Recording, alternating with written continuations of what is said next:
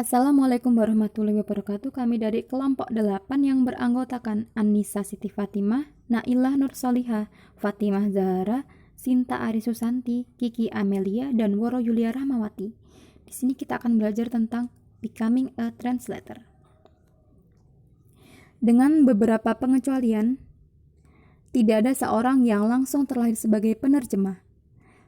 Keterampilan menerjemahkan diperoleh melalui latihan dan praktik. Siapapun yang ingin menjadi penerjemah harus tahu persyaratan, prasyarat, dan kondisi, profil perekrutan penerjemah, tingkat perekrut, dan beberapa kemungkinan mereka akan berhasil. Nah, kali ini kita akan membahas mengenai hal-hal yang perlu diperhatikan jika ingin menjadi professional translator. Next is prerequisite and condition of becoming a translator. Dari sudut pandang administratif dan hukum murni, di sebagian besar negara di dunia, siapapun dapat mempraktikkan penerjemahan secara profesional, tetapi disarankan untuk memiliki setidaknya beberapa kecenderungan dan kualitas sebelumnya untuk pekerjaan itu. Secara umum, orang masuk ke penerjemahan profesional dari dua arah yang berlawanan, sektor bahasa dan dari dunia industri dan teknik. Industri dan teknik di sini dalam arti luas dan mencakup keahlian di sejumlah bidang termasuk perdagangan, hukum, matematika, akuntansi, atau teknik penerbangan. Apapun latar belakang mereka, semua penerjemah yang baik harus memiliki kualitas berikut. 1. Penguasaan bahasa yang digunakan benar-benar sempurna dan terutama bahasa sasaran. 2. Kompetensi multikultural, baik melalui pendidikan. Budaya yang dimaksud di sini mencakup budaya dalam arti luas. 3. Keakraban sempurna dengan bidang spesialisasi mereka, baik melalui pendidikan dan pelatihan awal mereka atau melalui pendidikan mandiri. 4. Pengetahuan mutlak tentang apa arti terjemahan, apa yang dibutuhkan, dan apa yang tersirat di dalamnya. Yang terakhir, tidak tertarik untuk membuktikan bahwa mereka adalah penerjemah yang lebih baik daripada orang berikutnya. Mereka hanya tertarik untuk melakukan pekerjaan mereka seprofesional mungkin. Just to show that there are no set rules in deciding who the best translator is. Here are 3 basic observations which can be scientifically proven through simple tests. Pertama, kualitas yang dibutuhkan dari seorang penerjemah dapat sangat bervariasi sesuai dengan keadaan dan jenis terjemahan yang diperlukan, dan setiap orang harus dapat menemukan jenis penerjemahan yang paling sesuai untuk mereka. 2. Tes rekrutmen yang melibatkan 6 jenis dokumen yang berbeda: surat kabar, teks umum, beberapa materi promosi, dokumen hukum, teks khusus, dan dokumen teknis. Yang terakhir, kursus pelatihan penerjemah yang mengambil pelamar dari kedua sisi pagar, yaitu ahli bahasa dan teknis, menunjukkan bahwa tingkat keberhasilan sangat mirip dalam dua kelompok. Satu-satunya perbedaan adalah bahwa ahli teknis akan terus tampil lebih baik dengan materi yang sangat teknis, sedangkan ahli bahasa akan tampil lebih baik dengan materi seperti teks. Next is about recruitment profiles. Nah, ini adalah mengenai profil kandidat untuk professional translator. The first one is job definitions. Nah, biasanya iklan lowongan pekerjaan ini akan selalu mencari professional skill yang spesifik. Sebagai contoh adalah lowongan pekerjaan untuk mencari seorang translator atau seorang technical writer dan lain sebagainya. Contohnya seperti ini. Ini adalah contoh iklan lowongan pekerjaan sebagai translator. Di sini ditulis dengan jelas kemampuan yang dicari adalah sebagai seorang translator. Next is about native and working languages. Untuk pekerjaan tertentu, pasangan bahasa selalu diperlukan. Biasanya, penerjemah bekerja dalam kombinasi bahasa ibu mereka dan satu bahasa lain yang dikuasai. Namun dalam praktiknya, yang biasa dilakukan adalah penerjemah bekerja dalam dua bahasa asing dan bahasa ibu mereka. Nah, di sini ada contoh dari lowongan pekerjaan sebagai penerjemah. Di sini terdapat syarat yang diberikan adalah fasih dalam satu bahasa Uni Eropa dan minimal tuntas atau tahu dua bahasa lainnya yang ada di Uni Eropa. Number 3 is about specialism. Perusahaan atau organisasi akan selalu mengiklankan kebutuhan terjemahan dalam domain atau ilmu yang spesifik. Contohnya ini, di sini tertulis bahwa Penerjemah akan bekerja dengan teks politik, legal, financial, and scientific and technical text. Number 4, tools and translation assistance. Salah satu skill yang diperlukan jika ingin melamar sebagai professional translator adalah menguasai translation machine. Hal ini dikarenakan seorang translator kelak akan bekerja menggunakan translator machine. Nah, maka kriteria yang dibutuhkan sebagai seorang yang akan bekerja sebagai professional translator adalah yang pertama, mahir dalam penerapan dan penggunaan alat-alat. Yang kedua, dapat memberi saran bagaimana opsi yang akan dipilih. Dan yang ketiga adalah dapat melatih staf lainnya. Okay, the next is training. Training qualification is a decisive factor, if only because they have had the opportunity to judge from the performance of trainees and alumni. Graduating from a university with a strong reputation for being professionally oriented is as good as getting tons of certification. Jadi di sini ditekankan bahwa training ini menjadi faktor penentu. Misalnya ada pelamar kerja yang ingin menjadi translator.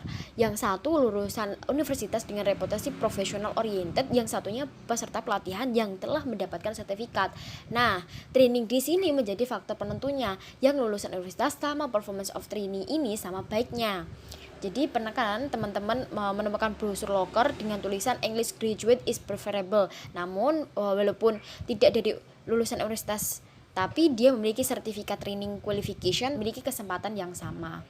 The next is expert knowledge. Expert knowledge in the domain area sought by the employer or work provider is a distinct advantage.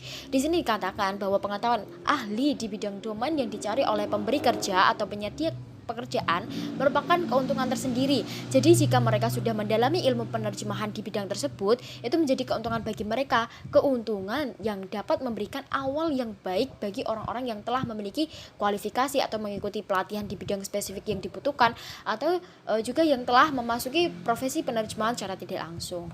Kemudian the next is experience. Experience is generally considered an asset, and many jobs with responsibility make 3 to 5 years experience a prerequisite. If a translator has experience, that is an asset in any case. If he has no experience, he will have to accept to work for low-pay agency or so-called growth factories. But in experience can be more than compensated for by extra up-to-date technological wizardry or rare skill. Di sini katakan bahwa pengalaman itu dianggap sebagai aset dan banyak pekerjaan yang menjadikan pengalaman 3 hingga 5 tahun sebagai prasyaratnya. Nah, jika seorang penerjemah memiliki pengalaman, itu adalah aset dalam hal apapun. Jika dia tidak memiliki pengalaman, ya maka dia harus menerima bekerja untuk agen bergaji rendah. Tapi kurangnya pengalaman ini dapat dikompensasikan dengan keahliannya dalam menggunakan teknologi terkini atau keterampilan-keterampilan yang langka. Okay, the next is professional competence. Pre-recruitment tasks are the rule unless the employer is fully confident on the basis of the performance of prior recruits that there is a perfect match between the applicant's training and the job profile. Di sini dikatakan bahwa tes pra-recruitment adalah aturan kecuali jika pemberi kerja yang yakin sepenuhnya berdasarkan kinerja rekrutmen sebelumnya bahwa ada kesesuaian yang sempurna antara the applicant training and the job profile tersebut.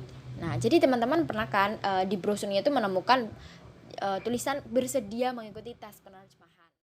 Selanjutnya yaitu tentang keterampilan TIK atau Teknologi Informasi dan Komunikasi, yaitu pengetahuan yang baik tentang format dan konversi format, aplikasi perangkat lunak, perangkat keras, platform pengkodean protokol konversi, manajemen file, instalasi perangkat lunak, pemeliharaan penghapusan, format penandaan, penambahan data, pembuatan model dan template, pemerintah makro, fungsi dan fitur bahasa pemrograman utama, dan lain-lain, terutama yang diterapkan pada alat terjemahan berbantuan komputer, seperti localization kemarin.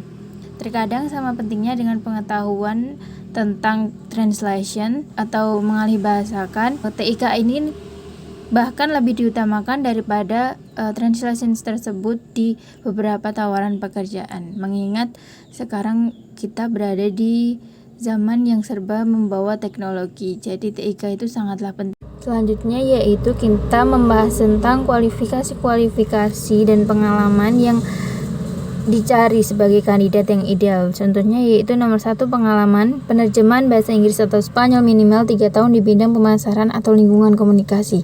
Selanjutnya, pengalaman atau pendidikan sebelumnya dalam pemasaran bisnis dan komunikasi lebih disukai. Pengalaman 1 hingga 2 tahun di bidang terkait media atau media internet disukai. Pengalaman pengedit dan menulis, pengalaman sebelum bekerja dengan sistem manajemen konten, gelar sarjana dalam jurnalis, komunikasi bahasa Inggris atau Spanyol, atau pengalaman penerjemahan yang lain lebih disukai. Pengetahuan lanjutan tentang bahasa Inggris dan Spanyol termasuk ejaan, tanda baca, tata bahasa, dan terjemahan. Kemampuan bicara, menulis, dan membaca bahasa Spanyol dengan lancar lebih disukai.